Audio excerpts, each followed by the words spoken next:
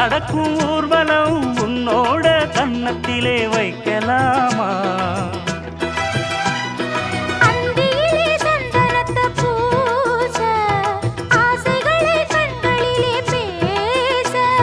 சேலையிலே நீ விசிறி வீச காலையிலே பார்த்த கண்ணு கூச என்ன சுகமோ எப்ப வருமோ என்னென்ன பண்ணுதையா